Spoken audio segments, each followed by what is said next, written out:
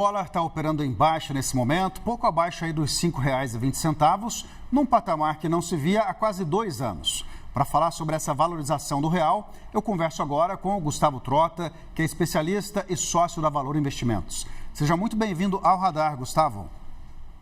Boa tarde, Marcelo. Tudo bem? Tudo bem? Bom, o dólar tem se desvalorizado no mundo inteiro, não é só aqui no Brasil. A Casa Branca já disse que não está incomodada com isso, mas essa estratégia de desvalorizar a moeda para facilitar exportações, ela pode ter efeitos colaterais até duradouros nos Estados Unidos. Na sua avaliação, esse movimento ainda tem espaço para continuar? Sem dúvida, viu, Marcelo? A gente percebe que isso era uma intenção de Trump desde que assumiu Casa Branca, né? Junto com um fortalecimento da sua indústria, para justamente, como você bem colocou, fortalecer economicamente via exportações os Estados Unidos.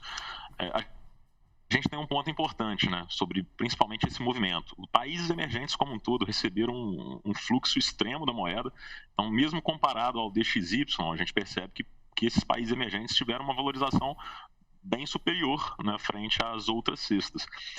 O ponto importante é o seguinte, né, eu acho, justamente sobre a eficiência e a visão sobre o dólar como uma moeda extremamente conservadora nesses cenários que a gente vem vivendo. Então, um dólar enfraquecido por muito tempo e essa queda, se continuar nesse ritmo, a gente pode observar, e como já estamos observando, os investidores migrando um pouco para outras classes de ativos, né, quando buscam o conservadorismo, como metais e por aí vai. Agora, nessa busca aí por outros ativos, parece que o Bitcoin ficou para trás, não, Gustavo? Exatamente, né? A gente tem até uma certa divergência no mercado financeiro. Muitos viam o Bitcoin ali como uma reserva de valor muito parecida com o ouro, justamente por ter uma quantidade a ser minerada, que faz sentido financeiramente, né? Devido ao custo para a mineração, enquanto outros acreditam que seja um ativo de risco, né? Como ações e por aí vai. E nesses períodos a gente percebe o comportamento do Bitcoin de fato como um ativo de risco, né? Ele vem sofrendo diversas quedas aí nos últimos tempos, e a gente vem percebendo que, de fato, eu acho que principalmente devido às tensões geopolíticas que vêm acontecendo, os investidores tendem a ser um pouco mais conservadores que o habitual, né? Buscando algo fora de qualquer coisa que seja ligado à tecnologia, talvez, para poder, de fato, ter ali um certo balanço na carteira e uma proteção. Agora vamos falar desse patamar de 5,20 do dólar aí para a economia brasileira. Quais são os impactos que você vê a curto e médio prazo, se continuar assim, né? Olha, isso é um ponto super importante, né? Que de fato veio até no comunicado do Banco Central ontem na decisão na reunião do Copom, na realidade, né? Existe uma projeção de inflação do Banco Central para o terceiro trimestre de 2027 na casa de 3,2. Só que essa projeção ela foi feita com estudo no dólar na casa de 5,35. Então, com esse dólar ao patamar que a gente observa hoje de 5,20, essa inflação ela já estaria dentro do centro da meta ali, né, dos 3% lá na frente. Obviamente, estamos falando dos itens mais voláteis da composição do IPCA. E isso pode variar, né? Principalmente num cenário de curto prazo. Quando a gente olha justamente o componente doméstico, a gente está entrando em um cenário mais volátil no Brasil nesse ano. Anos eleitorais, a gente tem uma política fiscal que ainda preocupa.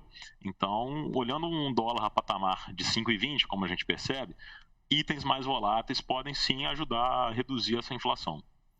Bom, eu estava conversando agora há pouco aqui, Gustavo, com o nacionalista Guilherme Ravache. A gente estava discutindo qual seria o dólar ideal, né? Porque assim, o dólar é muito alto, obviamente é ruim para a inflação, tudo fica caro, mas também o dólar baixo demais é ruim para as empresas que exportam.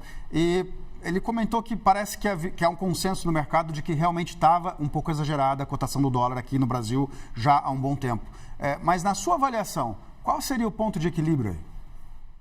Olha, sem dúvida, né? Principalmente no final de 2024, quando o dólar chegou a 6,20, isso daí era um exagero muito grande, já parecia vir dessa forma, né? De fato, a gente percebendo que o dólar enfraquecendo, por enquanto, traz muito benefício para a gente, porque a gente tem que ter um controle inflacionário, isso de certa forma ajuda um pouco a política do Banco Central mais contracionista. O tom na última reunião já foi muito mais suave, né, que o esperado, então o mercado já deu um alerta de serenidade, precificando já um corte de 0,5, Então, acho que um patamar de dólar nessa casa de 5,20 até os seus 5,40, ele é muito saudável dentro da nossa economia no momento atual. Bom, tudo que a gente fala agora depende de muita coisa que pode acontecer no exterior, inclusive, mas vamos dizer, como se diz na química, né? Em condições normais de temperatura e pressão, se as coisas seguirem nesse rumo que elas estão seguindo agora, você acha que a gente pode ter uma surpresa no Brasil, até com um crescimento um pouco maior da economia, caso a Selic baixe com um pouco mais de intensidade? Sem dúvida, né? A gente pode ter sim. A gente tem o dólar jogando a favor no controle inflacionário, só que um ponto que é importante, né? Eu acho que o Banco Central ele demorou a tomar essa atitude de corte, justamente porque quando a gente tira os itens mais voláteis e olhamos o núcleo da inflação, que é a inflação dos serviços, ela ainda está muito alta. Isso justamente porque temos um mercado de trabalho bem aquecido, as demandas seguem altas, e por isso que essa decisão de corte veio um pouco mais demorada que o habitual. A gente percebe já que na próxima reunião deve sim acontecer um corte, justamente potencializado por conta de variação cambial, né? O dólar está nos ajudando a um controle inflacionário. Então, sim, se existir uma aceleração desse corte, a gente pode ter um aquecimento maior, né? Um PIB vindo com um pouco mais de força. Obviamente, como você bem colocou, né? Se a gente não tiver nenhum tipo de notícia pontual que aconteça durante o ano. Por exemplo, algo vindo do Irã agora, né?